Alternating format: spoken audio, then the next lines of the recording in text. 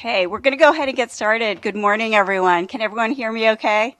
Terrific. Great. I'm Lisa Prosser, Associate Vice President for Health Sciences Research here at the University of Michigan, and really delighted to join you all today so that together we can embark on a critical conversation about one of the greatest challenges impacting communities nationwide and here in Michigan. Every day across the United States, about 200 people die as the result of opioid overdose. The opioid epidemic is the single deadliest drug epidemic in our nation's history. Unfortunately, this crisis continues to grow more intense every year.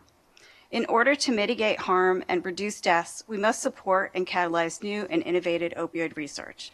We must also strengthen research collaborations between academia, government, and industry. This will be part of the conversation today. Due to its complexity, this crisis requires a multifaceted approach, and this is where the University of Michigan plays a critical role. As one of the nation's leading public research universities, U of M is uniquely positioned to address this crisis and support groups that are seeking solutions. Last month, U of M launched its new Opioid Research Institute. This institute symbolizes our commitment to expanding support, services, and strategies to individuals, families, and communities that are working to combat the opioid crisis. It also symbolizes the university's longstanding commitment to truly interdisciplinary research, as this institute brings together faculty and collaborators from across multiple schools and colleges. By bringing together experts and external partners, the institute can catalyze and expand high-impact research, programs, and collaborations that address opioid misuse treatment and prevention. Also last month, in partnership with the Michigan Department of Health and Human Services, Wayne State, and Michigan State, U of M launched a new technical assistance collaborative. This collaborative is designed to support local governments across Michigan so they can develop effective abatement strategies to address the ongoing opioid epidemic, and you'll be hearing more about that today. Our guests today, who you'll hear from shortly, share our commitment to tackling the opioid crisis with evidence-based, high-impact programs and strategies. I'm grateful to our keynote speaker, Dr. Keith Humphreys, for joining us here today, as well as our inaugural Institute co-directors, Amy Bonnert and Chad Brummett, for participating in today's critical conversation and for their continued efforts in this space. I also encourage everyone here in attendance to remain engaged in this important work. And I would like to turn things over and look forward to the conversation today. I'll turn things over to Dr. Amy Bonnert.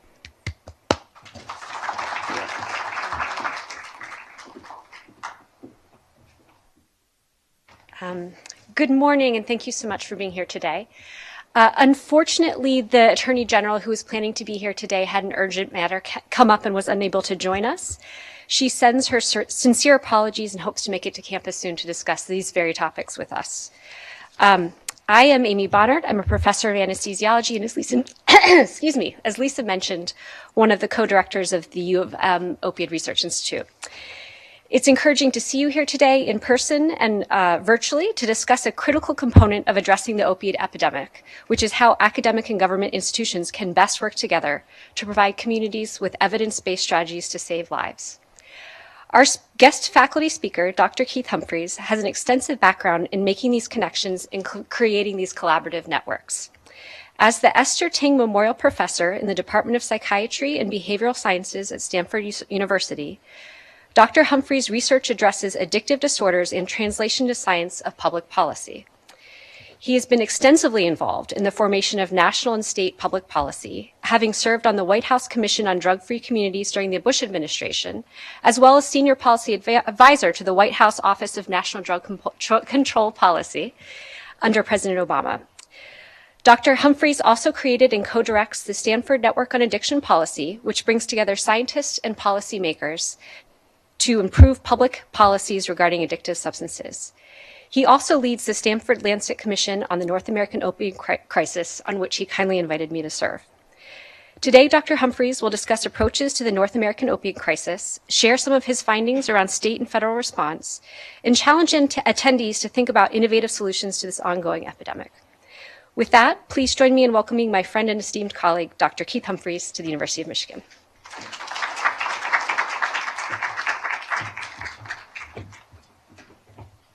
Thanks for coming, everybody. Really good to be here. back. I actually went to school at Michigan State down the street, and it's exciting to be back. And I never disliked U of M. I just want to make that clear. So I've always admired this university, and it's wonderful to visit. I want to start by thanking Dr. Brummett for being one of my co-hosts, and I want to thank Amy, Dr. Boner, twice, because not only is she one of my co-hosts, but she is on the commission that I'm going to present the results of today, and was a very valuable member of it indeed. And you are fortunate and wise that you've launched this new initiative and that you have Dr. Bonnet and Dr. Brummett to run it. I just think it's really exciting, particularly with the money coming from the lawsuits. It's a really good time to have science injected into the policy discussion. So it's a really great foresight of U of M to get that going. So this talk is, these commissions are very long. They're almost like a small book. And if I talked through all of it, it would go on and be, I think, probably a little hard just to sit through such a long talk. So what I'm going to do is I'm going to pause at specific points and give you a chance to ask questions. So you don't have to hold everything to the end.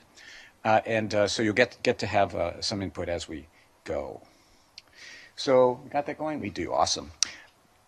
One of the problems in this area is that there's been a lot of undisclosed conflicts of interest by people who speak about opioids without admitting financial connections. So let me model the behavior we recommend everyone use in this area, which is to tell you I personally have never had any financial connection with the opioid industry or with opioid manufacturers, nor have I ever testified in a lawsuit against the industry either.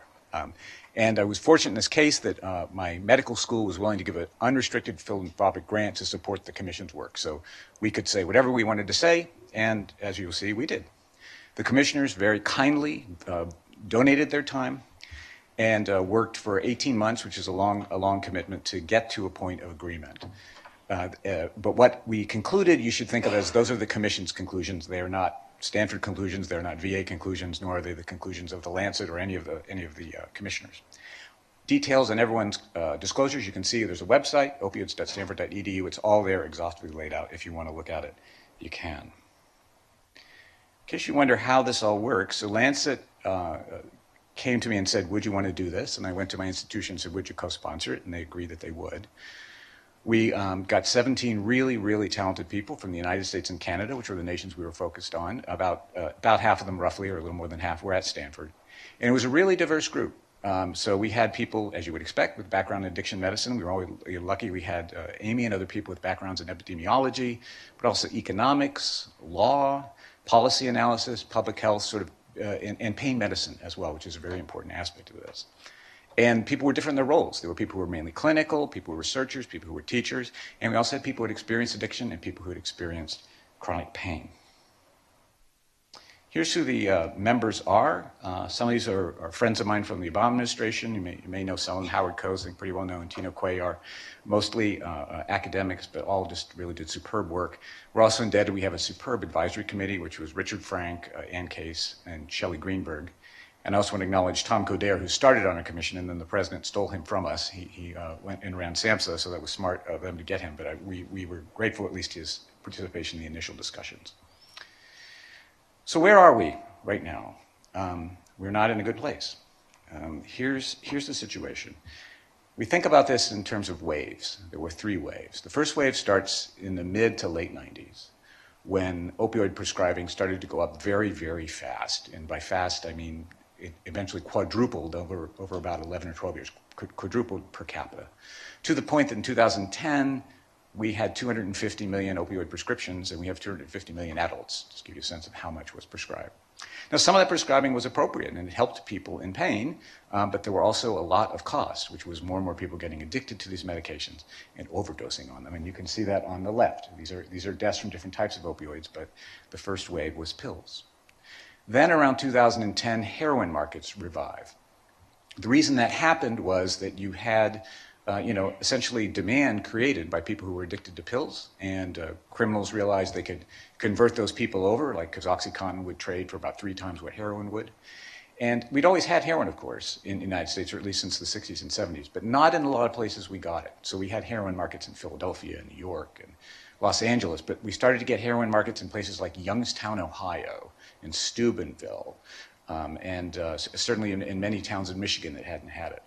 And so that caused another wave of deaths, making things worse, and people were dying from heroin. And then in 2014 or so, then things go from, terrible to even more so, which is with the arrival of fentanyl, which I think everyone knows is a synthetic, extremely potent opioid. That entered the supply as well, and now we're having an extraordinary number of deaths from fentanyl. Probably this year it'll be about 75,000 people lose their life just to that one opioid. At the same time, you shouldn't think, I guess those previous waves are over. No, there's still people dying from heroin. There's still people dying from OxyContin. It's just one wave is hit on top of the other. And it's in many people's story, when you read and you say that's a fentanyl overdose, when you read their life story, it may be, they used heroin for many years before that, or maybe they initially started with pills. So that they're all still connected. You shouldn't think that the past is gone. It's still very much with us. How much mortality is there? This is really kind of shocking. This is a map of the US and Canada. I'm sad to say my home state of West Virginia is the darkest. We have the highest death rate. But it's not low anywhere. And you can see the particularly hard hit areas. British Columbia is the hardest hit in Canada. Appalachia, hardest hit in the United States. If you want an anchor point, if you're about my age, you certainly remember HIV/AIDS, and how terrifying and awful that was. In the very worst year, the deaths from HIV/AIDS you'd have to go half again as much to get to where we are now with opioids. So this is the worst public health crisis of my lifetime and probably your lifetime too. It hasn't hit groups equally or at the same time. The forgotten group are indigenous peoples. They get hardly any attention at all, but the whole way through, people have suffered. Native Americans have suffered, as bad as anybody. It's hardly ever in the paper, but it's something that really weighs on me and weighs on those communities. Also, at the beginning, I think much better publicized, there were a lot of white people, like from places like West Virginia, up in New England, and so on, and they were dying. As fentanyl has arrived, things have shifted. So they've had very fast increase in deaths among African Americans, pretty fast among Hispanics or Latinos, coming closer together. So right now, the black rate and the white rate are very similar. And all through that, again, Native Americans are having the hardest time. Our model is, this was led by Isabel Rao, who's a brilliant, just got her doctorate at Stanford. She was a graduate student when she did this work. But this is really sobering. We predict over this decade that over 1 million people will die of overdoses if we don't change our policy framework. And when that first came out of the model, I thought, gosh, that seems awfully high. That's like 100,000 people a year. That couldn't possibly happen. And then now I'm afraid maybe we were a bit conservative because, of course, we lost over 100,000 people to drug overdose last year. Why did this happen? So obviously, we had a lot of appalling behavior by manufacturers and distributors of opioids. Companies you all have heard of, the Sackler family, Purdue Pharma, also other companies that for some reason aren't, it's not attributed as much to them, but groups, like Mallinckrodt, like Johnson & Johnson, like Teva. And then the distributors, companies like Cardinal Health, for example, that shipped enormous numbers of opioids to small towns and should have been suspicious of those shipments, but kept making them anyway because it was all very lucrative. So they deserve blame. They are thought of as villains, and they were. But it would be a mistake to think that this was like, if you saw the Lord of the Rings movie, The Two Towers, remember the orcs take over Helm's Deep. And you're just amazed, like, wow, you really need a massive army to overcome such high walls and such noble defenders. That is not the situation. It's much more the walls were made of Swiss cheese, and half the people who should have been protecting them were sleeping, and some of them were working with the orcs. There were terrible failures in regulation, failures by Congress, failures by federal agencies, failures by medical schools, failures by boards of pharmacy, failures in law that made this possible. And the reason it's important to understand that and not think somehow these crafty companies overcame a really strong system is all of this could happen again. If we don't fix these problems, this could happen with benzodiazepines. It could happen, we've just approved esketamine. Maybe someday we're going to approve MDMA. There's no reason you couldn't do this all over again. So that's why you have to fix the holes that those companies exploited. It's clear also that this was a case where illicit markets and licit markets actually work together, which is against traditional economic theory. Normally you think if something's legalized, then black markets in it shrink. Because why would people go to a criminal when they could get a legal market? But in this case, the expansion of the legal market actually grew an illicit market. And that's important if you're understanding, again, responsibility. Sometimes the companies say, you can't blame us that anyone's using heroin. We don't make heroin. Or you can't blame us that anyone's using fentanyl. That's literally true, but on the other hand, where did all those dealers come from? They originally came to service people who were addicted to pharmaceuticals. So they actually do bear, in my opinion, responsibility. And last, this will surprise nobody, COVID made this much, much worse. You almost couldn't have a worse endemic than these two things. So, what did COVID do on the negative side? Isolation, loss, depression, fear, anxiety, and on the structural side, less accountability, less social contact, less sort of rhythm to life. So those two things together, essentially reasons to use a substance and the things that might protect you, keep you in recovery, or help you use less, were both altered. And that's why we saw just terrible. The worst increase in overdoses in my life was the first year of COVID. Most cities were up like 30, 40, 50%. Canada went up, I think, 65 or 70% first year of COVID. So that's made things worse. And the upside to that is as COVID, knock on wood, is waning a bit, that should help us a bit with this problem. Now these, don't be intimidated by the slide. I'm not going to talk for 3 hours, although I probably could. But we've got 7 domains that we addressed. We had lots of recommendations in them. I'm only going to give you some of them, just so we can have a sort of discussable chunk of information. We had a rule that you had to have 90% agreement to have a recommendation in the commission. And you might think, well, we wouldn't be able to agree on anything because we're academics, but nonetheless, we did. There was really a lot of work. Some ideas just didn't carry. Some even only had a few objectors. We dropped those out. These are things everybody thought made sense. And they're in 7 different domains. So the first one is looking at this as a failure in multi-system regulation. Second, to understand that opioids are not bad. They are, in fact, very good when used properly, but they have risks. And to not get stuck in the idea of we need to get rid of them, we need to have unlimited or none, but try to find a balance. Third, about the care of people with substance use disorders. Fourth, about what is the criminal justice system's role in all this, if any. Fifth was what about prevention? What about healthy environments, particularly for young people? Sixth, how do we stimulate innovation in response to addiction? And then last, how do we stop this from happening in other countries? So let's start with the multi-system regulatory failure. This, to me, still shocks as a slide. So this is UN data, which is standard daily doses per million, and it's population adjusted. And these are only, in the slide, wealthy countries. So these are countries, the poor countries have virtually no opioids, and that's a problem in itself. But if you just look, you compare us, we are so far out of whack. This is at the peak, around 2010. 10 times what good European healthcare systems were doing, for example. The only nation that came close to us was Canada, which of course also has an opioid crisis. Now some people look at this and they say, well, it must be pain. It must be Americans are in more pain than any other country. Not true. First off, we have a younger population than most of these other countries. But we do have pain surveys, and the 2 nations that are closest to us are these 2, Italy and France. People there are about as likely to report pain, and we're 6 and 8 times them, respectively. Again, this is at the peak. So that's not what was driving it. Of course, there's plenty of pain. One of the things that's really tragic is this was done in part by people really trying to help people in pain, and it didn't help. We still do a bad job managing pain.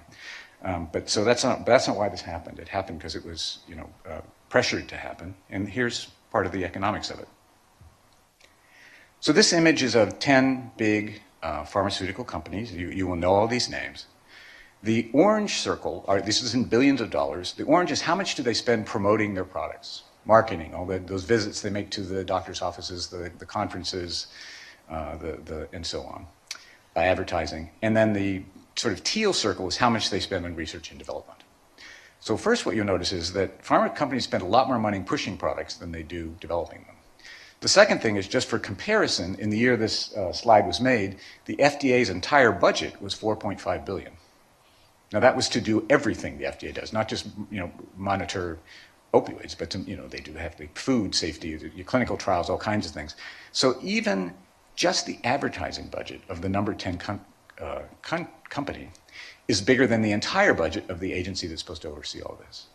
So it's not surprising that we ended up where we did. And by the way, marketing really works.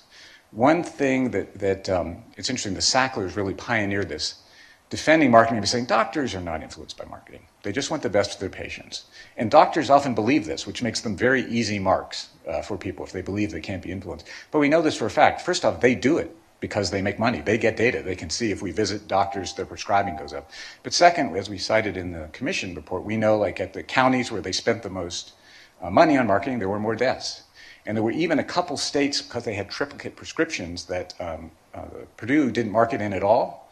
And those states did not have anywhere near the opioid problem as other parts of the country did. Some people think incorrectly that you could predict where overdoses are by looking at economic indicators, like where people were poor. But that actually doesn't do it. If you were poor, but you happened to be in a state with no marketing and no pills, you actually tended to do pretty well. Where it happened were the places that really got just very intense marketing and promotion of opioids. Here's a disturbing slide about our political system. This is from the Associated Press and the Center on Public Integrity. And they studied state legislators, lobbying and campaign spending.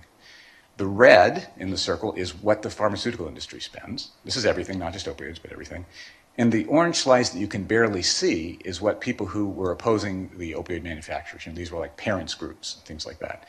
It's 880 versus 4, or 220 to 1. Even if you make a really conservative assumption that which would be ridiculous, say if only 10% of the pharmaceutical lobbying is spent regarding opioids, you would realize this is a complete mismatch. And this certainly matters. States are hugely important in the practice of healthcare. And they bought a lot of influence and it worked for them. We also had problems with what are sometimes called astroturf groups, which means fake grassroots. The tobacco industry pioneered this with smokers' rights groups, who would show up at hearings. I'm just an ordinary citizen, and I just want to say I love Marlboro's products. They're great people, and I've come to that conclusion freely and independently. So we had that a lot in this domain with groups representing patients who said they were the independent voice of patients, to quote what the American Pain Foundation said, but they were creatures of the industry. APF actually had to close down because the Senate did an investigation, found their budget, I think it was 88% of their entire budget was given to them by the pharmaceutical companies. And there's some amazing releases in some of the lawsuits now where you can see the emails of executives saying to these groups, we're on your board and we will tell you what your independent views are. We're paying the bills. And some of the people didn't even realize, like they thought it was a genuine grassroots group, but it wasn't. And this still happens. By the way, it doesn't just happen in this domain, but it's a general problem of, there are real grassroots groups for sure, but there's also a lot of fake ones. So what should be done about this? We have a lot of recommendations, but here are some of the big ones. To really curtail pharmaceutical product promotion. There are countries where they just don't do that. Like in Germany, a doctor cannot accept anything that could influence prescribing or anything that looks like it might influence prescribing, even just looks like it. And they can't accept anything not just that is to affect future prescribing, but also anything that could be construed as a reward for prior prescribing. We could just make this illegal and have to have those wonderful, charming, well-dressed people running into all these offices getting doctors to prescribe everything. There would be, could be challenges to that on free speech grounds. We have a particular way of handling speech that is different from other countries. That's why we have ads on TV with the pills on them, and hardly any other place on earth does. Another way to do it, which has been introduced by Senator Jean Shaheen of New Hampshire, would be to remove the tax deductibility of promotion of addictive drugs. And so one of the things that really makes me mad, and I hope makes you mad, is all this marketing, don't forget, you helped pay for it because it was tax deductible.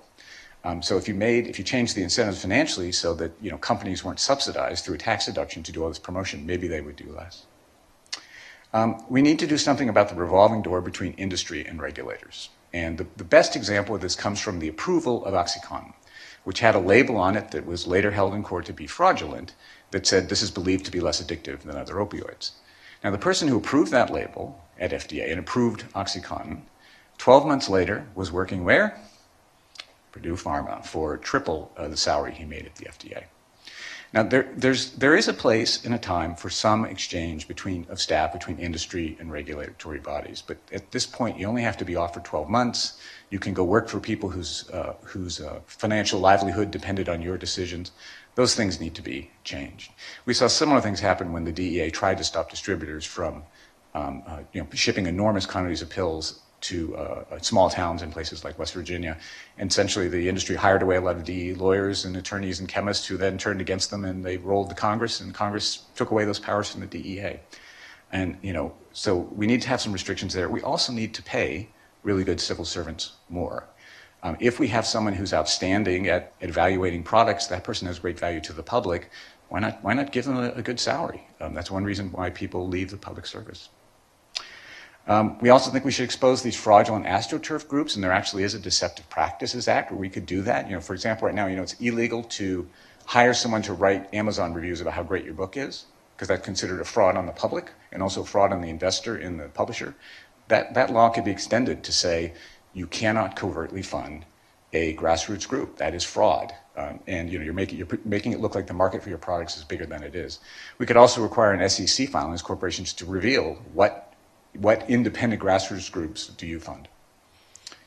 And then last, I know this won't happen. We all know this won't happen, but we think it was worth saying that we have removed all limits on what can be given to candidates for office in the United States. That is a part of the problem. I mean, when you can write that big checks, that's going to affect the political process and not in a good way. So just as a point of principle, we said that's something that's not going to change in our lifetime, but it really ought to. So this is one of our designated pauses. And just ask if you have any questions just about what I've talked about, which is the status of the opioid crisis and the sort of regulatory failures that we had.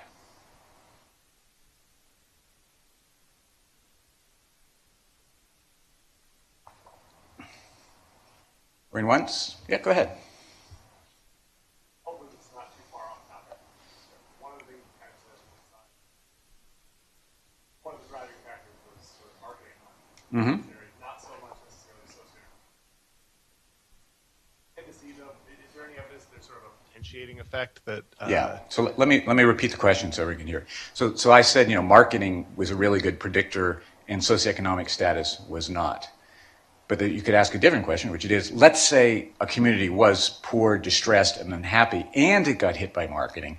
I think that's entirely plausible that drugs would catch fire there faster than they would in a community where there were lots of other rewards. And I'm going to get into that a bit later about reward in general in the eyes of a brain is always a relative judgment. What other things are there to do and how rewarding are they? So thank you. It's a good question.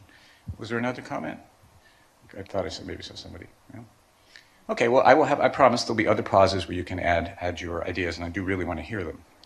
So now let's talk about opioids as a dual nature as a benefit and risk for health. This is very, very hard for people.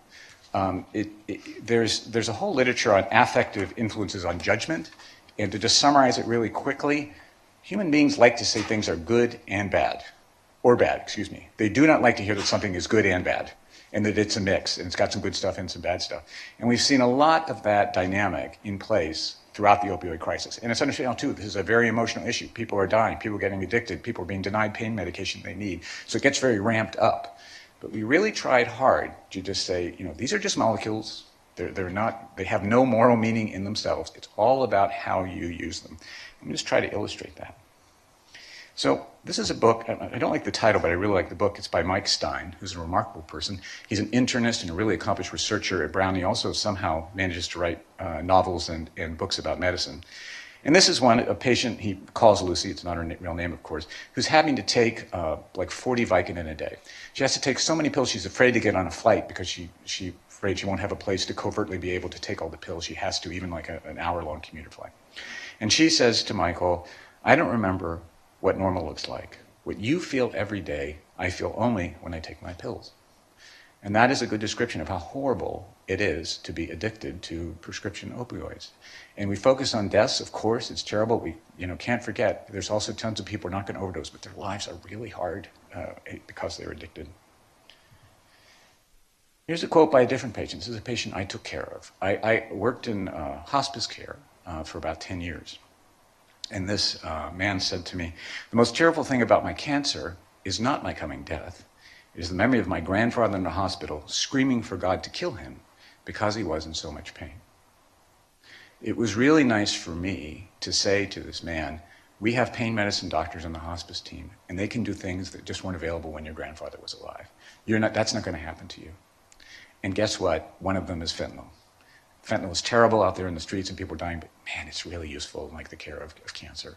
It's a lucky thing we've had. If you've had surgery in your lifetime, you've probably had fentanyl. It's a terrific opioid when used right.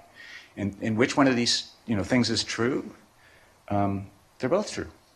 And so you have to think that way about this. It's not like if you've ever been to like a train at the points, and there's like a big switch. And the whole train is coming. If you put the switch that way, the whole train goes that way. You put the switch this way, the train goes that way. That is not the way to think. We need to think about this as a dial. And there's a good number somewhere in there. And if you turn it too far one way, people in pain don't get the medication they need. Turn too far the other way, then people start getting addicted and dying. It's an imperfect process, but we just have to struggle with that. So how do you do that? One of the things we said, and this is something disappointing to me, is we need to reinvigorate the national pain strategy. We actually had a very well-developed strategy for pain with huge input from every stakeholder you could want that went from prevention to management to treatment to recovery to medication strategy to physical therapy, workforce, all that stuff. It was released at the very end of the Obama administration, and the next administration had no interest in it and just dropped it. So we call on the Biden administration, please pick this back up. Just as we need a national strategy for opioids, we need a national strategy for pain. There are a lot of people in excruciating pain. We need to restore trust in medicine. One of the things that was damaged, it's not just damage to health that the opioid crisis has caused, but it damaged trust, where people were harmed by things their doctors did, and also when, for example, doctors were hauled off for fraud or for taking covert payments. That's very bad. And if you take care of patients, trust is a very precious commodity with patients. You need trust to help people. And we say, how can medicine get that back? And we would say, to be leaders in safe prescribing initiatives. And some doctors are already doing that. You have Chad here is one of those doctors doing that. But there's other parts of the country where doctors have just, dug in their heels and say, I do not want to be monitored. There's nothing wrong with my practice. That's not the way to restore trust. The way to do it is to say, okay, we screwed up. Let's do better, and I'm going to lead that process rather than resist that process. And last, you have to remember, opioids are very useful in the treatment of opioid use disorder. And we say, and this actually has happened, that opioid agonist therapy with reasonable control should be made more available. And at the time we were writing, COVID was in effect, and there were some expansions in how you could prescribe it. And we say, we have to evaluate, make sure that nothing bad happens, but we should consider keeping these after the epidemic. And I think we will end up doing that. We also need to change how we evaluate drugs. So the way FDA thinks about a drug when it's sent in is they say, is this safe and effective if the patient takes it exactly as they're supposed to and nobody else touches it? That's how they evaluate it. But for addictive drugs, that's not a reasonable framework because there's a couple other things that happen. First off, people don't often take them as directed. Sometimes they take the whole thing in a day. That needs to be considered in the approval process. But also, other people can be harmed. So one of the things we saw over and over again is people getting addicted to opioids that were prescribed to someone else in the same household. So we say FDA has to broaden the way they think. They have to think basically like public health people, not just as in sort of narrow clinical medicine people. And very happy to say this has been taken on. FDA put out a draft. It was very governmental, like draft, not our position, but here's what we might be saying, but don't yell at us and all that kind of stuff. But they're making those moves, which is really good. And the previous administration actually, the director there, I thought, did a nice job pushing that way. And I was really happy to see this came out shortly after, actually, right when we were doing the copying in our piece. This is by two former, Josh and Peter were one of the leadership of FDA when I was in the Obama administration. And they put out basically endorsing this same idea, to broaden the perspective and how we think about the approval of drugs to include public health considerations. Okay, what about substance use disorder care? We have, no matter what we do, we have a huge number of people who are suffering from what is sort of commonly called addiction, what we call in medicine substance use disorder. What are we going to do about it? Well, it starts with thinking about where did addiction treatment come from? It's not pediatrics, it's not geriatrics, which were born in the House of Medicine, invented by doctors within the healthcare system, and therefore smoothly integrated in it. The addiction care system in the United States has three parents, and they are the criminal justice system, the social welfare system like Salvation Army, and the mutual help fellowships. That's where it came from, if you go back in the history. Now, all those organizations, all three, saved for sure lives, did some good work, but they aren't healthcare. And we still are kind of in that role of being the country cousin who was not, native to the system and is outside it and is stigmatized, has less workforce, less resources, and is really poorly integrated. That fundamental problem is really critical why we fail to give people good addiction care. And we say we've got to bite the bullet as a country and just say we've got to bring addiction in permanently. This is different than what we have been doing. Congress will give like a 2-year grant to states, say, this is for opioids. But you notice they never do that for cancer? Wouldn't that be very strange? I think cancer is bad, but I think we can clear it up in 24 months. Here's a grant. So we'll work our way through this crisis and everything will go back to normal. No. We just assume, well, there's always going to be people with cancer. We have to have Medicare, Medicaid, VA, military health all need to cover it. Blue Cross, Blue Shield need to cover it. And it's just part of the budget. We need to get to that point with addiction where we don't see this as a short-term crisis. Because guess what? Let's say opioids disappeared tomorrow. We were losing over 100,000 people a year to alcohol. We lose people to cocaine, methamphetamine. In 10 years from now, it'll be some other drug. So we have to have the system set up to take care of that. Second, we need to get better care. This is one of the most painful things if you work in this business is, families coax and plead for someone they love to go to treatment, and then when they go to treatment and the treatment isn't any good. It's totally dispiriting for everybody and literally sometimes kills people. This is a disturbing, important study which looks at residential addiction treatment programs. It's a secret shopper study where people called up and asked about treatment. First of all, they found a huge number of treatment programs don't give medications, are hostile to evidence, sometimes force people off their medications, and the likelihood of being accredited by accreditors like the Joint Commission is totally independent of how crappy the program is. That's really bad as a quality problem. So this is something we need to, Richard Franks just used, let's just stop buying this crap. Okay, let's just get payers to say, if you offer really awful treatment, we just will not give you a penny of our money. That would be very good. But also I think moving addiction care into mainstream medicine would also help because there's much stronger quality mechanisms inside healthcare than there are in this sort of frail system that exists outside healthcare. I think I said these things. So there's a lot of work. I have to give Christina Andrews, who is one of our commissioners, great credit. She wrote really, really detailed, helpful stuff about how Medicaid works, how it works both when it works as a public system or when it's contracted and what states should do. It's all in there in great detail, really nice stuff. And also on the private side, we actually have good regulations to make insurers pay for addiction treatment, but they have to be enforced consistently. There's been some progress on that, thankfully, lately. Okay. And in terms of what services, we also had the model. This was Isabel Rao's model, Isabel and Margaret Brandow, who was on our commission.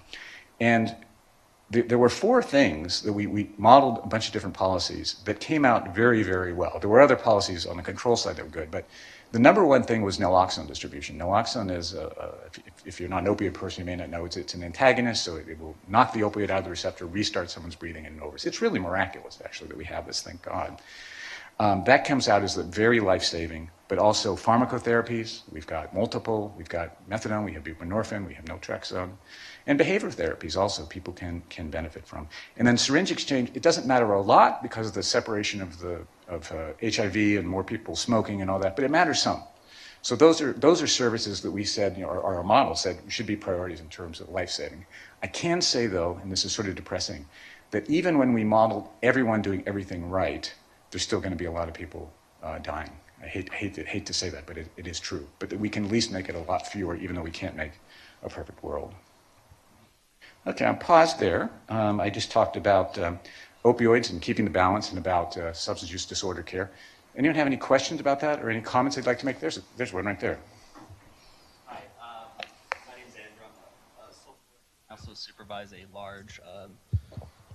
a large needle exchange program here in Southeast Michigan, and I wanted to talk about or ask about two things. One, is there any movement on either the state or federal level to reduce the barriers to methadone care? Currently, to access methadone, if any of you have ever had to access methadone, you have to go to a clinic 6 days a week. The times are 6 a.m. to 11 a.m. And if you miss your dose, you don't get your methadone for the day. And then additionally, on top of that, to access buprenorphine, we are often, because I run a clinic accessing buprenorphine, we are often calling up to 20 pharmacies for one person to find that medication. And so I didn't know if there was any movement on the state or federal level to reduce those barriers. And then additionally, you highlight syringe exchange. I do want to clarify syringe exchange programs, although started initially in HIV care, and we still are predominantly focused on HIV and hepatitis C care.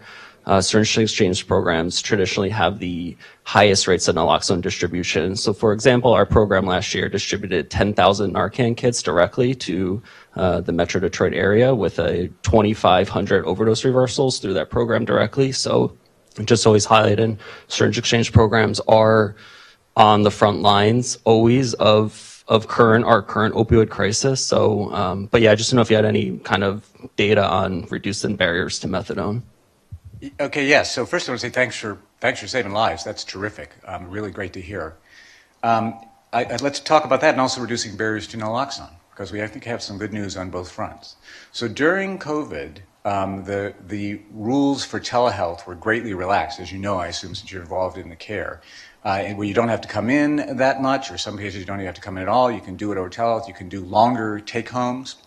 Also, there's some legislative moves to do some other things, like move methadone into pharmacies, let people take it, potentially take it in the pharmacy. That's what the British do, by the way. You don't have to go back to the clinic, and you can have more take-homes. So all that's in play.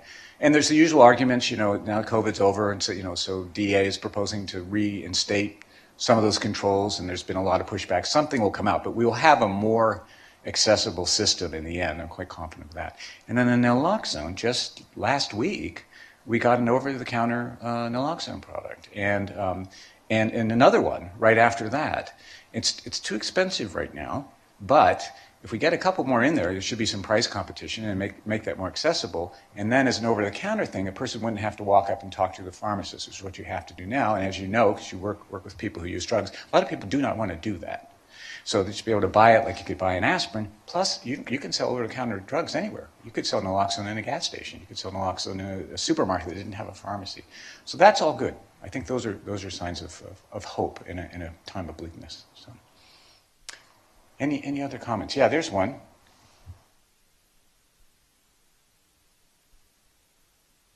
Really appreciate what you said about balance and using a dial. I'm concerned. I've done hospice and palliative for almost 40 years, and it seems like it's 1985 again. No way, no how can patients get pain medicines. Cancer patients even can't get pain relief unless they sign on to hospice. I remember in 85, we were a triplicate state, and at that time, less than 20% of physicians would order the triplicates. That meant that over 80% of docs wouldn't order Schedule IIs, no way, no how, to anybody. Mm-hmm. I'm afraid we're back there again. So I just want to speak up. Thank you. For the patients who have real pain and suffering, who are collateral damage in this crisis. Yeah, absolutely true. And believe me, that was absolutely the point of view on the commission. I'll quote my dear friend Sean Mackey, who runs anesthesiology and pain medicine at Stanford. And I love what he said, which is, we should not be anti-opioid, we should not be pro-opioid, we should be pro-patient, which is exactly the right way to go. There's nothing wrong with opioids. Like you, I've worked in hospice care. They are magical for all kinds of things, not just in hospice care. They can bring relief to people we have no other way to help. And just as many people were harmed when we threw the switch crazily one direction, many people have been harmed with the switch crazily thrown the other direction. And there's a statement, it was organized by a friend at Stanford, Beth Darnell, and Sean, and I signed it, about this problem of non-consensual rapid tapers, which happened in a lot of states, just ruined people's lives. And even if if you went back in time with a patient who'd, say, been on opioids for 10 or 20 years, and you thought, if I had been there, I wouldn't have put them on opioids. It's like, maybe you wouldn't have, but you don't get to go back in time. They've been on them for a very long time. And not giving them their next prescription is not the same as not putting them on in the first place. And some people, you'll have to manage at high level of opioids not because it's easy, because it's better than the alternatives. So thanks for bringing that up. You're absolutely right. Absolutely right. Okay, let's go on. These comments are fantastic. I really appreciate the engagement a lot. Let's talk about the criminal justice system. So, it's got, I've been doing drug policy related stuff forever. It is very clear we've had racialized enforcement against drugs. And many people are very cynical about the criminal justice system having any involvement at all, which I totally get. But there is a problem, though, with the idea that, let's say, why don't we just legalize recreational markets and nothing bad will happen? As you know, there's a lot of violence among Photoshop models. It's a tough community. But this is, with the broken glass alcohol. But we brought up in the paper, we just said, we need to just, let's think about this. What if we just said, it's legal, use whatever you want, wherever you want. And then the criminal justice system wouldn't be involved. And alcohol really kind of blows that idea out of the water. It's the number one drug in terms of arrest, violence, and incarceration. People do things when they're intoxicated that they wouldn't otherwise do. That's just the way the nature of drugs are. So there's no way to have the criminal justice system have no contact with people who are addicted, whether a drug is legal or not. So the way to think about it is, okay, there's going to be contact. How do we stop it from being destructive and make it constructive as much as we can? And we had multiple suggestions about that. One is, given how many people in the criminal justice system are addicted, we need to be using their time inside as a rehabilitational opportunity. This is an utterly unradical thing to say. It is one of, most of the world would say, a core purpose of your correctional system is to help people, not just to discharge them exactly as they were or worse, but that opportunity is not taken advantage of. And I'll tell you more about things that are happening. We're having some movement on this front, I'm happy to say. But it's just ridiculous. I mean, someone sits there for 5 years. They could be treated. In the marginal cost is minimal. You're already paying, they've got a place to live. They've got food. Why not give them some help? Second, to not put people in a cell because they're using opioids or they have a needle or they're carrying naloxone. All these things are happening. We talk about that for multiple reasons. One of which is it's really dangerous. People go through withdrawal, which is horrible, usually. And I know in the movies you can get drugs easily in prison. It's actually hard. Most people can't get a regular supply of opioids in prison. So what happens is your body loses tolerance. Then you go out and you use your usual dose and you die. So now we've got, for possession, the penalty is not just jail, it's also hideous withdrawal and a high risk of death. Now, we don't punish treason in that way. I mean, this is just way out of control. So he said, let's just stop doing that. If the state or the community feels there needs to be some criminal justice response, make it ambulatory. Don't take away people's liberty. Maybe you mandate treatment, whatever. Maybe you write a ticket, but don't do that. Don't put them in a cell because they used an illicit opioid. And then last, I have to give Dr. Shelley Greenberg, who's one of our advisors, credit for this. Don't penalize substance use during pregnancy and treat it as a crime. There's a number of states that do this. They believe that if you put the strongest case you can, what they believe is they're going to get healthier babies this way. None of those states have good fetal outcomes. So instead of throwing someone again in jail because she used heroin while she was pregnant, what we should be doing is creating really high priority pathways to care.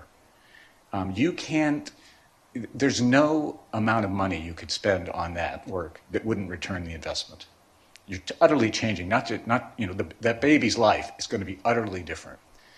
So this is another thing we felt strongly about, and it's in the commission. Okay, and then we also want to talk about prevention. Substance use always occurs in an environment, and some environments are addictionogenic. One thing that happens, it's just how much drug is available. This is really a sort of dumb thing that people kind of forget, but just like if there's more bacteria in the water, more people get sick. If there's more guns in the community, more people get shot. When there's a heck of a lot of opioids around, more people use opioids. The excess even of surgery, just surgeries, is a couple billion pills every single year that are unused that just stack up in American medicine cabinets. If you went across all medicine, no one's ever done this. I mean, there'd just be a spectacular number of them. That is, I think about that kind of like guns. Like you wouldn't leave I hope you wouldn't, if you have a gun, you wouldn't leave it unlocked in your house if you have kids around.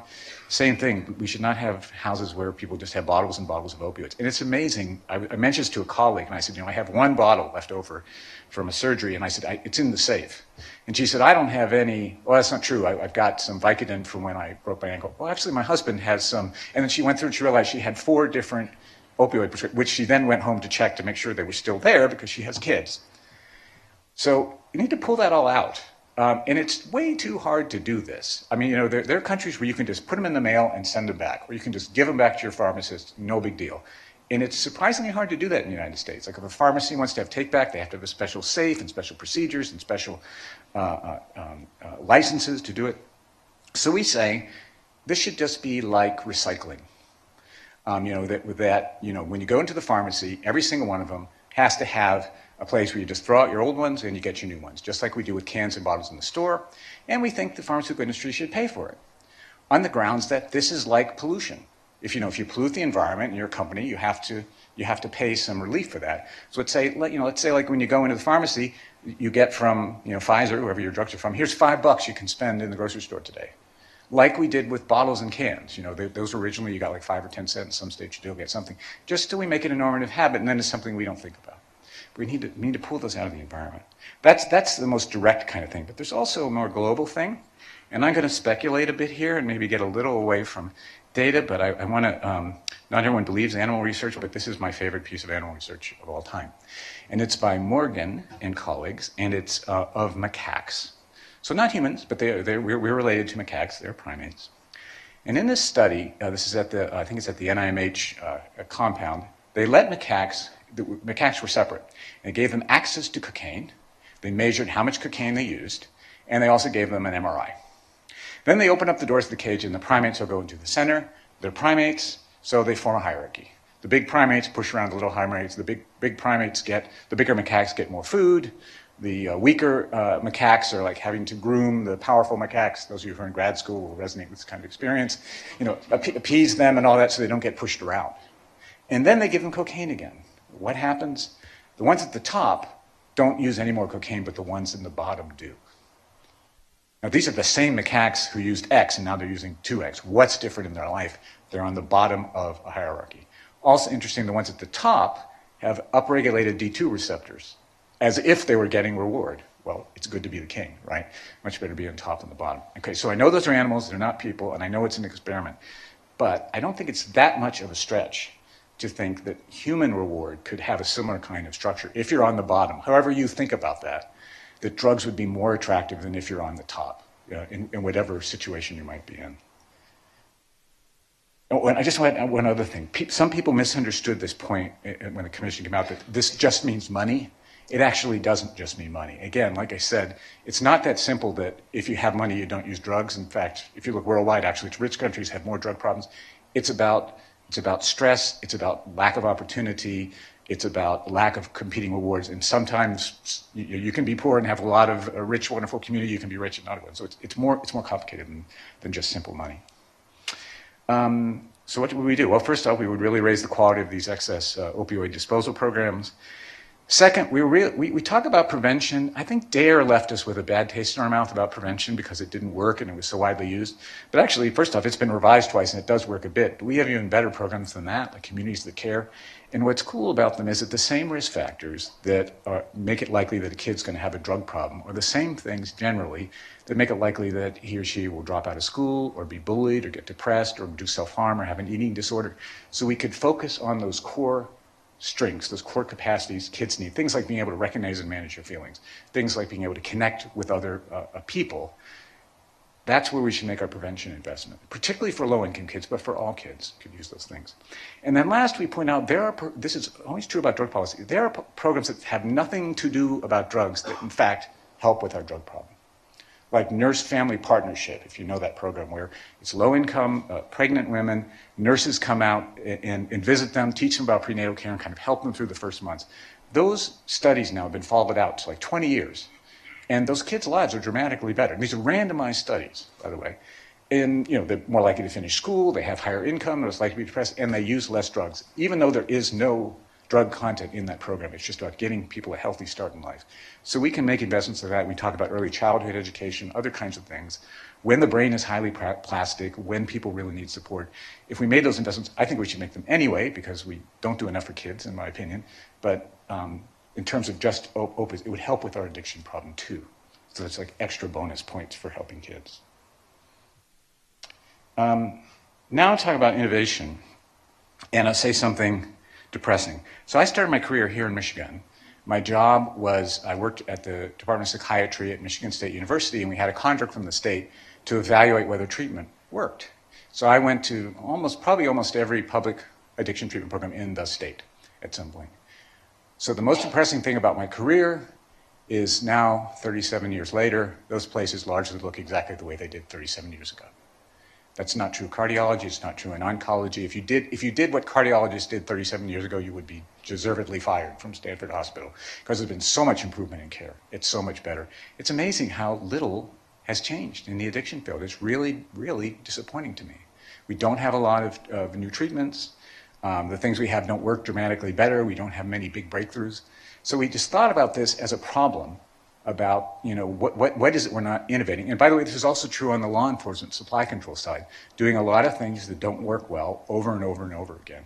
How do you get to a spirit of innovation? And this was a really fun thing to talk about. It's a little ephemeral, but everyone on commission was so smart. I love their sort of creativity about where do you inject that? Where does that come from?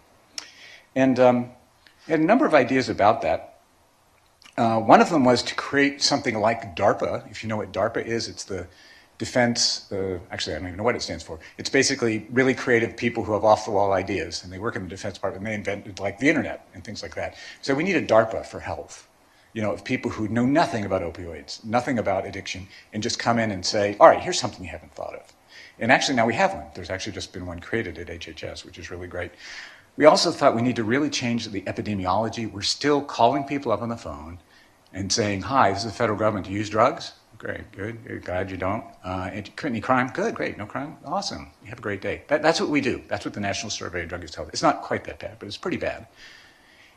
We know very well that heroin use is at least 10 times higher than what you get out of those surveys, at least. We know that from deaths. We know that from all the traffic. It's amazing. Why is anyone shipping heroin to the United States when nobody uses it, according to our surveys? A lot of people use it. There have to be users to explain all these people shipping in heroin. So there's a lot of stuff we could do creatively with epidemiology, like, for example, wastewater technology, which is used in every other developed country a lot, other than us. We just started using it for COVID. You can find all kinds of interesting things out from wastewater. For example, one of the things that happened in the UK, which is really interesting, is a friend of mine was running the prison system in the UK, and he said during COVID, when they cut off visitation, they looked at wastewater and there was no change to drug use levels in prison, which means that it's not visitors bringing drugs into prisons, it's the staff. That's a really important thing you can only figure out through wastewater epidemiology. You can figure out lots of other things, like what are the new drugs? What are people using? Because they may not even know what they're using. I think we need to use these devices we carry around in our pocket much more too. There's all kinds of things we could learn about global positioning, how people talk, analyzing Twitter and Instagram and all these other things to pick up on drug trends early, for example. Often like Reddit is the place to go to find out about new drug threats, way before they show up in CDC data. People who use drugs are telling you, hey, there's this new thing, it's like this, it does that and that. We should be doing all that stuff. And I'm encouraged, actually, some groups are working on that. I also talked about redesigning the opioid molecule. There are very different views of whether this is possible. In fact, I gave this talk, and someone said, that is impossible, I'm sure. And Brian Kabilka at Stanford says it is possible. And Brian has a Nobel, so I'm going to go with that and be optimistic. But the point is that opioids have multiple effects in the brain that may not have to be linked. There's sort of three things it does: kills your pain, you feel euphoric, and your system slows down, including your breathing. That's why you die. In animals, those are already been separated in several experiments. In other words, you have an opioid that will kill pain but not stop breathing. Wouldn't it be awesome to have something like that? Then nobody would die of an overdose from a prescribed pill. It'd be magical. And also, we need to get out of just looking at opioids for pain and look at other kinds of medications, new development. And there's some, we talk about what NIH could do to get us some non-opioid pain medications. More, we have some now, but to get more ones and better ones. We also need to weigh international data more. There are lots of treatments on the pharma side that are used in countries with good healthcare systems, and we don't have them because it was too much of a pain for a company to get them approved. Like slow-release oral morphine or injected hydromorphone. These are used in places like Australia, Canada, Europe. But if you wanted to bring them to the United States and give patients more options, they would treat it like, they barely weigh the international data. They give lip service to it, they look at it, but you would have to run all the trials all over again. We don't have time to do that, and we don't need to do that. These medications have been used for years safely. We should just start using them. And then also on the supply side, it's very hard. A lot of us in this field are kind of just, despairing that we can do anything about the supply of fentanyl, but we do at least cite some interesting technologies that have been used. Rapid scanning, sort of based on something like a PET scan that can just spray a truck for a second and tell if there's any fentanyl inside. So we say maybe we could do more of that. We didn't really know. That was a tough one. It's tough to stop fentanyl. Okay, I'm going to pause there again. I've gone through a couple other domains and see if you have any comments before we move into looking at global issues. Right there.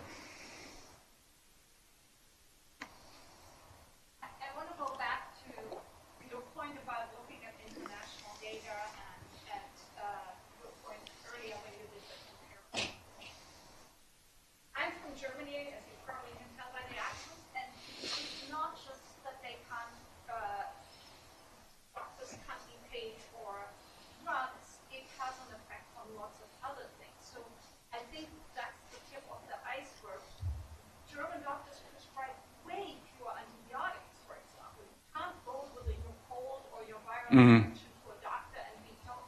I mean, kids typically don't get antibiotics with ear infections, with sore throats, all these things. And I think the part that's kind of missing is, I agree with you, we should look more at the international data, what to do. That you didn't mention is talk therapy in some way. I think human interaction with doctor and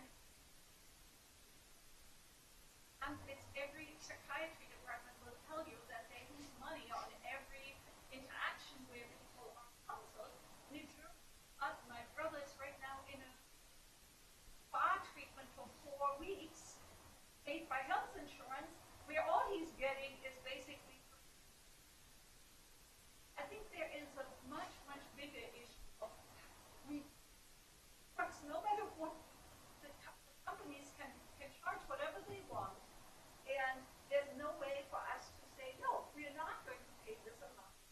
Not because Good. Okay, so very, very good point. And we do deal with that in the commission. And you're absolutely right that you have to look at the economics of this. So one of the things we pointed out is where did why was the problem so bad for First Nations peoples in Canada? It's because the model was doctors flew in literally for a week, and they would just see everybody once. What can you do when a huge amount of human suffering comes in? You have 20 minutes at most with each person to fix it, and you'll never see them again. There's really only one thing you can do: you get out the pad and you write a prescription. Physical therapy is not reimbursed. Mental health care is not reimbursed, and that's part of the problem. I also want to say something else about Germany that is really interesting. I'm working now with some German pain experts. Germany prescribes, by international standards, actually more opioids than most countries, but they don't have an opioid crisis. And one of the interesting things about them is we're trying to figure out, why is that so? Because at this point, they're almost as high as Canada. And a big difference is that most of the opioid prescribing is monitored. So there's a lot of prescribing in hospitals and in nursing homes and in hospice cares, but there's not a lot of ambulatory prescription. You're about 4 times more likely in Canada to be handed a bottle of pills and sent on in the community. And that really changes the society's risk once you start doing that, because you never know where they're going to go. And that's sort of very interesting. Last point, we also talked just about the role of culture. And how, if you watch TV in America, what are you told? Basically, every human problem can be solved by a pill. Ask your doctor about that. And even though you don't see opioid ads, it is a message. Doctors give pills. If you have a problem, ask your doctor for a pill. And if your doctor doesn't give it to you, that's a bad doctor. I tell this to my French colleagues, they just laugh. I go to a doctor now and say, I'm 57, I ran a marathon, I hurt all over, fix me. My doctor will scramble around trying to fix me. So a French doctor would say, c'est la vie, have a glass of wine, life's tough. I wouldn't do that if I were you, and just, don't run like that, and the end. And it's just not that expectation that there will be a solution to everything, first off, and second, that it will be a pharmacological solution. And that is really hard to get out, but that cultural expectation I don't think is very good for us. Particularly because a lot of the basic, aging, decline, death, it's part of life. We can't get rid of that. So a little more messaging about just the reality of the limits. Medicine can do a lot, but it can't make life perfect. Yep, there's 2 questions there. We'll take them both. Thank you for your comments about the criminal justice system, because I had a friend that was exactly what you described. Mm-hmm. Was picked up for marijuana before it was recreationally legal here, and was incarcerated, and then when he came home, went back on Oxy and died. That's horrible. I'm sorry. And so my question is, has your research or data shown any intersection between the legalization of cannabis across our country in many states and a potential increase in opioid use? Yeah, what a great question. So there were some correlational studies early on that showed as medical cannabis spread and then recreational cannabis, opioid overdoses went down. But this was a state level correlation. Lots of things correlate at the state level that don't correlate at the individual level. States with serve more ice cream have higher rates of drowning because there's oceans. That's why people eat ice cream on the beach. And the industry put this on billboards. Legalize cannabis and the opioid overdoses will drop by 50%. This is the solution. Well, Chelsea Shover, who was on the commission, went back using the same statistical code and adding 7 years more data that had been available since that first study, and actually the correlation has now going the other direction with it being positive. She didn't think that's causal any more than the first one was, but it just shows how fragile and oversold that finding was. Cannabis use is just going up and up and up and up, and heavy use is going up and up. And if you look at THC consumption, it's going up even faster in parallel with the opioid crisis. So if cannabis use is going to stop the opioid crisis, it sure is taking its time, because we're having an awful lot of cannabis use and we're still having a terrible opioid crisis. So that, I don't think, is the solution. Right in front of you is another question. So my question was, thank you, was relating to the innovation piece that you were talking about. I'm a computer scientist. I work in AI. The same technology that we have that allows us to have like these targeted ads, all these things, that exists. Like we can build the same technology to predict who is more likely to suffer from substance use disorder. The challenge is the data, because I'm not Google, right? I don't own everybody's data. You just hit a roadblock when you start thinking of like the data that I need to create a predictor like that basically requires mass surveillance. So I was curious to hear if you know of any initiatives that make data more available in order to kind of build these innovations. Yeah, so we actually have been working with Google and Facebook and that kind of thing to talk about this kind of stuff. We don't have their data yet, but they do have a public good, initiatives that they just fund off their enormous profits. And this is one of the things they're interested in. There's also multiple groups working on other social media, because people do put all kinds of information, whether they know it or not, in their social media about their mood, how often they're sending stuff out, whether it's complicated or simple or emotional and that kind of thing, all of which you could use to do epidemiology. You could also use some of these technologies to help people in treatment if they consent to it. So a colleague of mine told me about a company that, the person has to consent, but if they consent, they say, enter your places where you score your drugs, and let us know where they are, and then the GPS will track. And so they'll say, Keith, I noticed you're walking towards that park where you buy heroin. Would you like to talk to a drug counselor right now?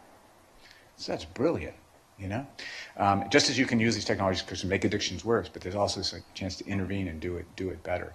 So there is work going on in that area. That's great. And let me move to international, and then I will be done. So if you've probably heard someone say at some point in life, we've won the war on smoking. And if I look around this room, it does look like we've won the war on smoking. But if that's winning, we certainly smoke a lot less than we used to as a country. But on the other hand, if you consider that when developed nations cracked down on tobacco, the companies went to India and Brazil and China and caused billions of deaths they're going to let people die over the century, you would realize we didn't really win the war on smoking. We exported smoking, but we beat it here. But a lot of people are still suffering in poor countries. And now we're at risk for the precise same thing to happen with opioids. And I had to rely on journalism to get a lot of this data. It's not something that's been studied a lot, but there are a lot of pieces when you start looking. This is some really nice work that was in the British newspaper The Guardian about the arrival of for-profit companies in India, very similar to the United States, poorly regulated, potent opioids being distributed, and very profit-driven without much consideration for patient benefit. This was an amazing story from China where pharmaceutical promotion people were actually putting on white coats and stethoscopes and impersonating doctors and walking around hospitals talking to patients and talking to staff about how great opioids are. One of the creepy things is that this is the same people who made the Purdue Pharma. So the Sackler family owns Purdue Pharma. Purdue Pharma is going to be closed under the terms of the lawsuit, but the family is untouched. And they have the right to sell OxyContin in other parts of the world, and they are. And all the agreements they've made about not doing sleazy things don't apply outside the United States. So we're seeing this just happening all over again. This is a quote. It was a great series in the LA Times that was from some of the released material. And it was this quote, we're only just getting started. And this shows all the places where OxyContin is being promoted by originally Purdue Pharma and now by Mundi Pharma, which is one of the Sacklers' other companies.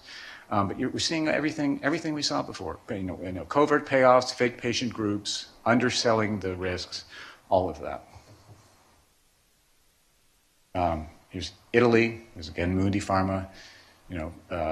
Paid promotions, big corruption scandal, bribery, every gross thing that we saw here. And you know what? It's working for them. I picked these nations, could have picked any, but you can just see up and up and up and up for opioid prescribing. And it just keeps happening. And you're seeing, like, I think Australia had 15-fold increase of prescribing of opioids. And then you're starting to see then hospitalizations for opioid overdose, deaths from opioid overdose going up in tandem. So one point of view would be, well, we just need to solve our own problem. The rest of the world is not our business. But I think we should be a good global citizen and not just export our terrible decisions worldwide or let American companies do terrible things as long as they're not happening here. So I've been trying as hard as I can. It is not easy, in international fora, to make people aware of this and not to tell themselves, which is what a lot of them do. Like after this came out, I did some talks like in Europe and things, and they say, well, that's just America. Only America could have an opioid crisis. It's just something about your country. It's like, first off, that's not even true now. Canada has one. Canada is not America, but now Norway's having more deaths, and the Netherlands are having more deaths. And so now they're saying, well, yeah, a lot of people are dying, but it's not as bad as America. It's like, good grief, don't make us the standard. You want to do way better than us on this thing. So we really worry about that. And, again, to return to the principle of balance, there are other places that have the opposite problem.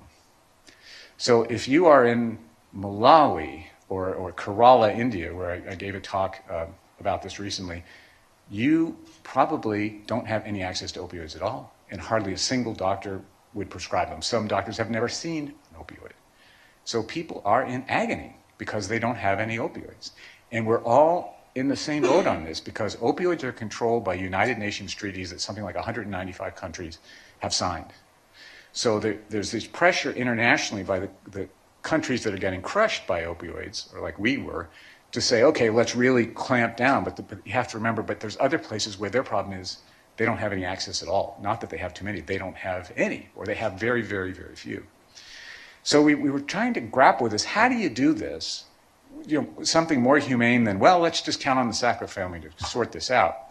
And we read a different commission's report, the Lancet Commission on Palliative Care and Pain Relief, and they said, morphine is cheap, generic morphine is cheap. Why don't donor nations just pay for it and have WHO provide it to low-income nations? That would give you pain relief without the profit motive that could be so destructive. And it's not that expensive. So we endorsed that idea. We focused on hospitals and hospices. We thought that would be, a safe place to start, certainly very needed. But that's something, so I've been, since then, working with that Lancet Commission and working with the UN on trying to make this happen. And the goal is, this is a wonderful phrase, access without excess. That's what we want. You can have too many, but you can also have too few. Okay, so what actually happened when this came out? It did make a splash, I'm happy to say, worldwide headlines and news company coverage, a lot of stuff in the U.S. We had a lot of government interest, did multiple briefings at the White House, for HHS Secretary's office, for members of Congress. I actually got to go to number 10 Downing Street and give a briefing there, which was a lot of fun.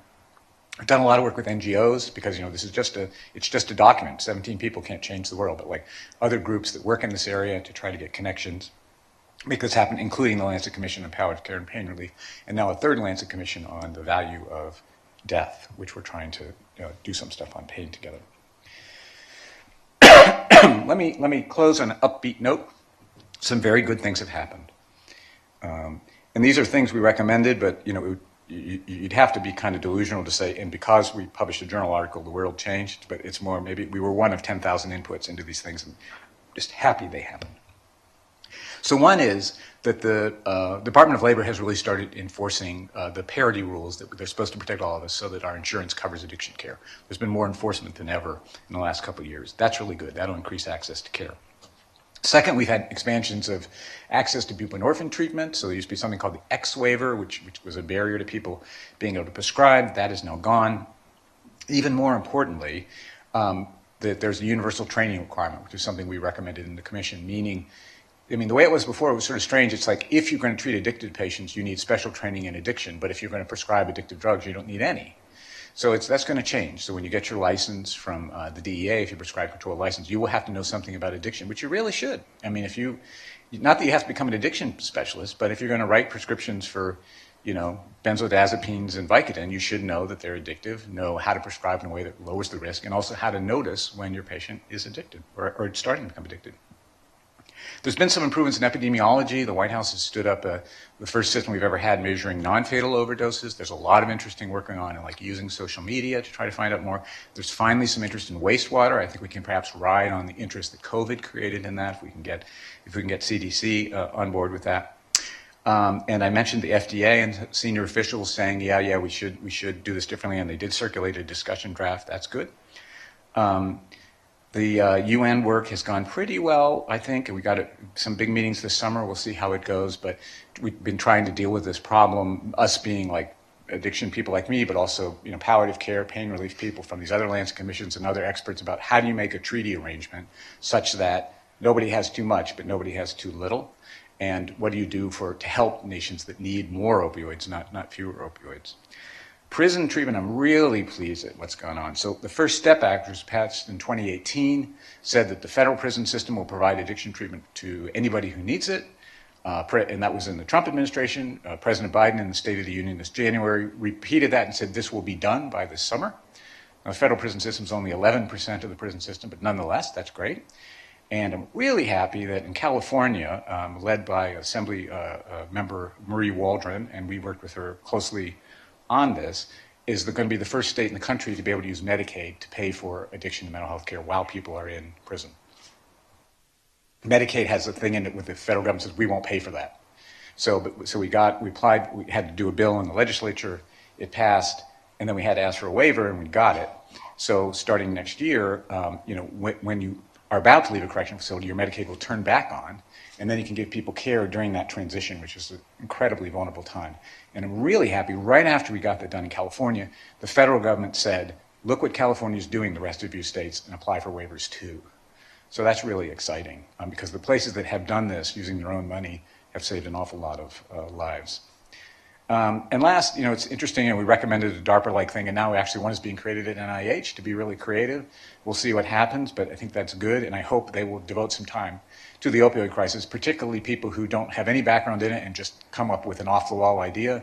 Some of them will be stupid, but who knows, maybe something will be much better than anything those of us who've been looking at it for too long could think of.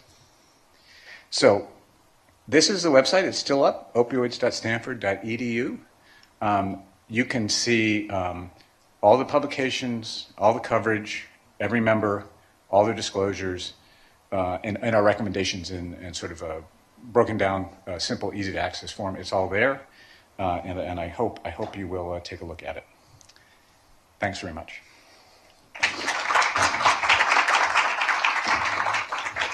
Okay.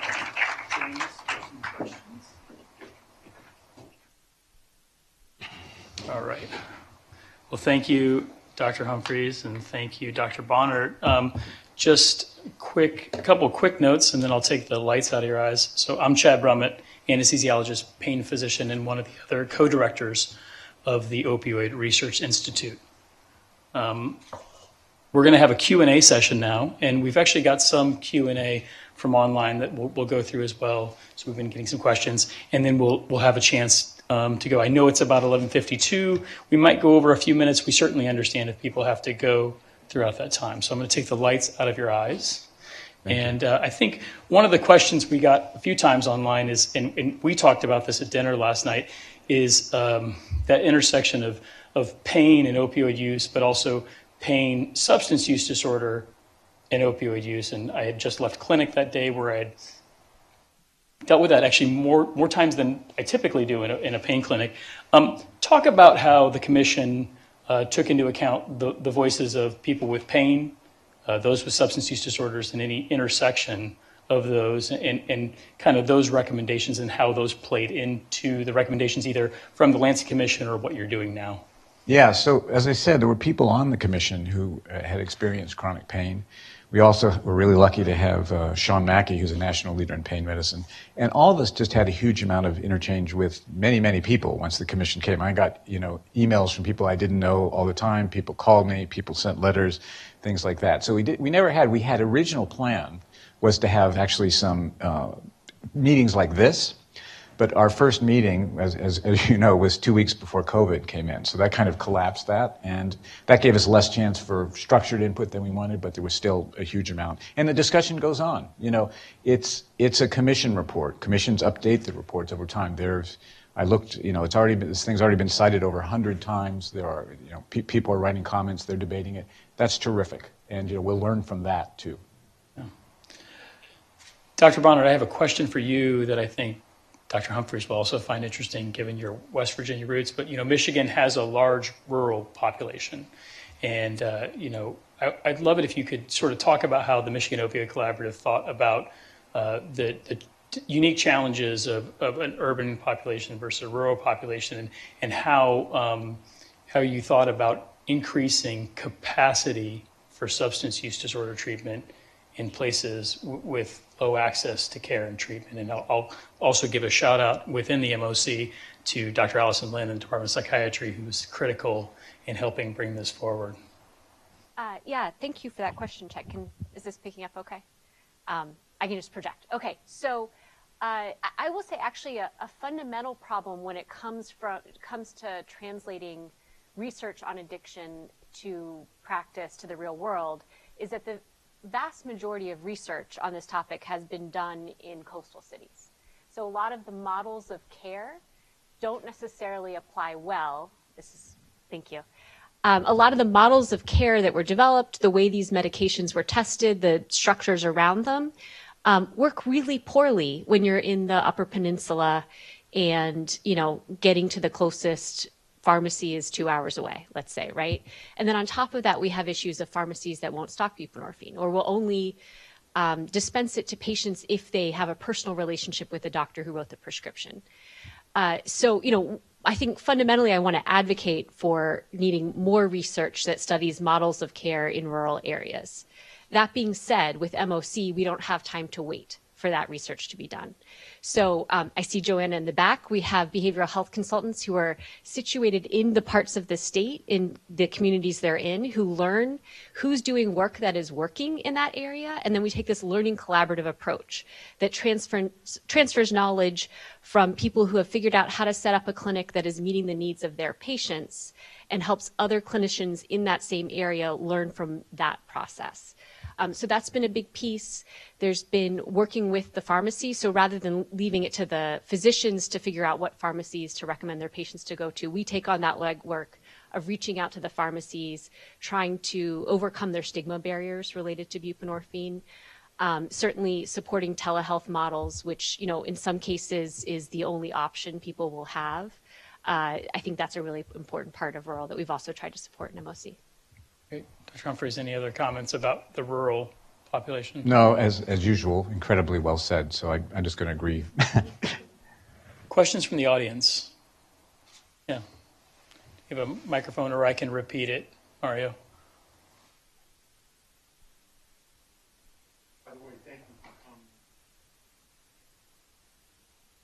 coming. And let's assume that all the domains are executed upon and, we move forward. What can be done at universities like this one and yours to encourage more people to pursue this as a profession? Because we're going to be overwhelmed with people who need care.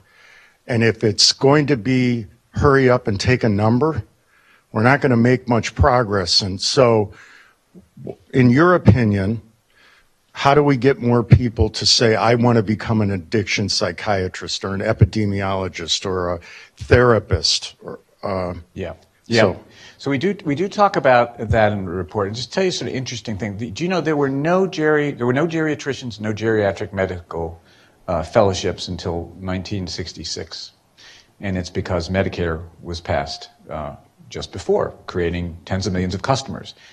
Like it or not, that's how our our system works. When people are insured for things that are reimbursed, more people go into that as for careers. People aren't stupid. They need to have an income. So the insurance reforms we talk about on both the public and the private side would make more people, customers, people who would bring revenue into places like Michigan, places like Stanford, and everywhere else. And that would stimulate more people to make their career about addiction. We don't have the idea that the only person who can handle this are addiction specialists. So that's why we say, everyone else has to do stuff too. So, for example, getting rid of an X waiver so any doctor can be a buprenorphine prescriber, making sure every doctors get at least some training in addiction, improving the quality of medical education.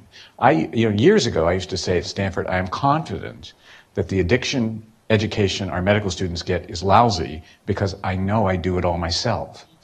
Like I show up for like 1 hour. There's this condition called addiction. It's really rare. You probably never see it, but I'll just tell you what it is. Of course, you can't do a single day's practice in any special without running into something that's connected to addiction. So improving that and at the same time doing it in the relationship with pharma, keeping some clear blue water there. Because one of the problems is some of the education that was given at some places, not Stanford, I'm proud to say, but some places was really corrupted by the industry. So, it's okay to work with industry, it's okay to take money from industry, but it has to be thrown over the fence with no control of what is actually said. Otherwise, then we just become another arm of the industry, and we're not going to prepare our students adequately. I agree with all that, Nod. One idea, I had the opportunity to review evaluation data from a program that MDCHS piloted of loan repayment for physicians who went into addiction. Really successful outcomes from what I could see from that. And I know they're looking to expand it. I think also doing it for other types of healthcare professionals would be really good. I think that is a positive place to sort of leave things. I want to just thank everybody for coming, and I want to give special thanks to our event co-sponsor, the IHPI, the Institute for Healthcare Policy and Innovation, and Dr. Ayani, and I don't think he was here a second ago. I know he had another meeting. The team at OVPR, Open, and Government Relations for throwing in all the support. Special thanks to Abby Hall and Wendy Mole for coordinating today's event. I really appreciate all your help. None of this happens without incredible people. Again, the Opioid Research Institute, I think we're parting into our third week here, so we're brand new, but encourage you to go to opioids.umich.edu. Many of you have your own content, your own programs on there. We want to continue to connect and promote and do bigger and better work here at the University of Michigan. As Dr. Humphreys clearly noted, this is an all hands on deck situation, and we really need to be present. So thank you very much. Thanks.